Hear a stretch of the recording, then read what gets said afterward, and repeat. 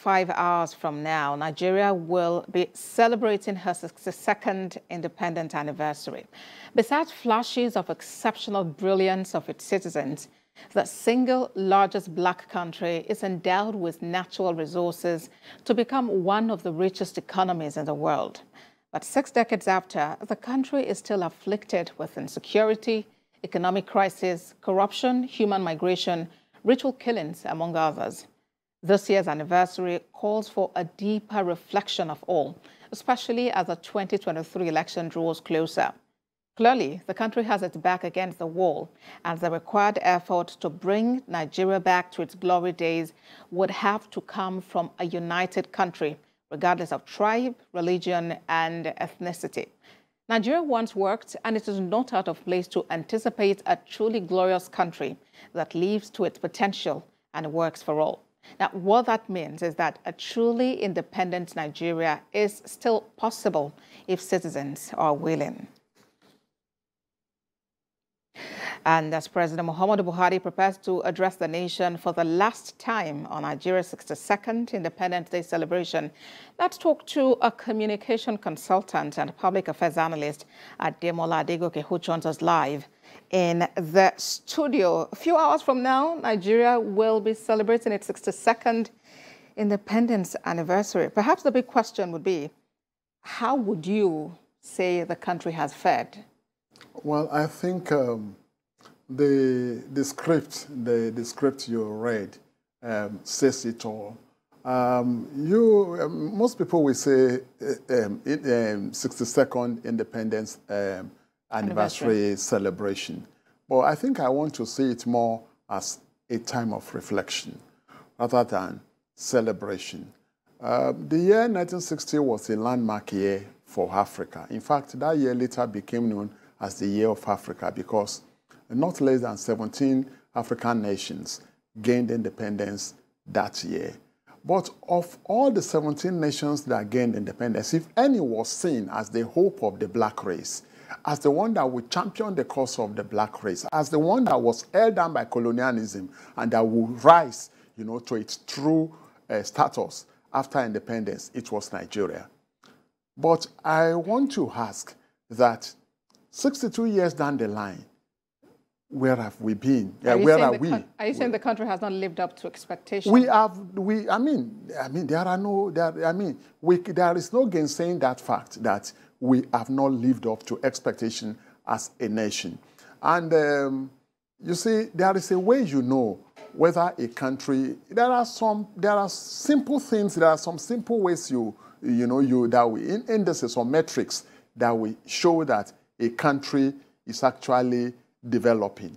You understand?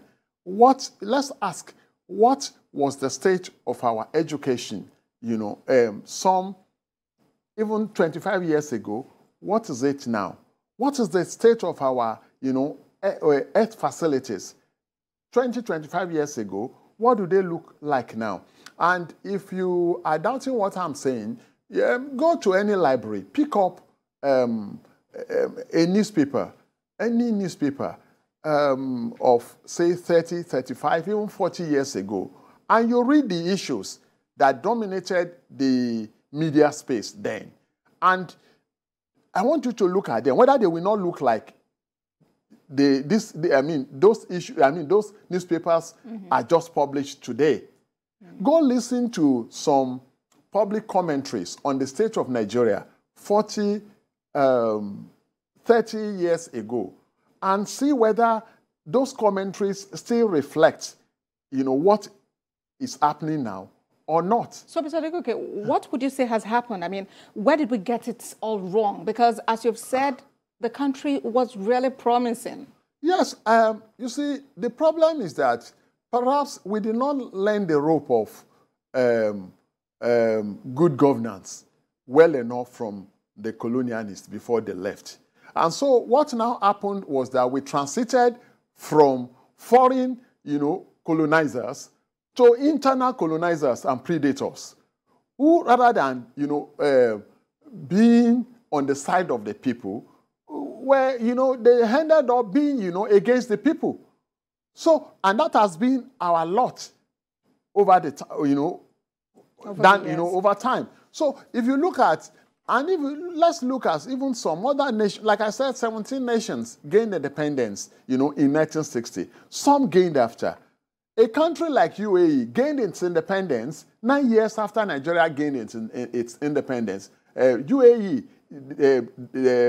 with the capital in Abu Dhabi, but people know Dubai more. Yes, please. You understand? So UAE became independent on the 2nd of December, 1971. Compare the state of the two nations presently, Nigeria and UAE. So even Rwanda became independent 2 years after us. So it appears there is a whole lot to consider. But then, is there hope for Nigeria? Of course, there is hope, but that hope can only happen. Before independence, something happened. There was a wave. There was this wave, this gust of nationalist struggle, anti-imperialist struggle.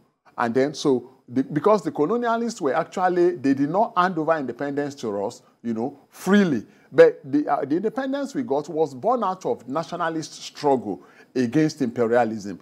I think Nigerians will, like I've said, it's a time to reflect, and we now have to ask ourselves, where are we? Are the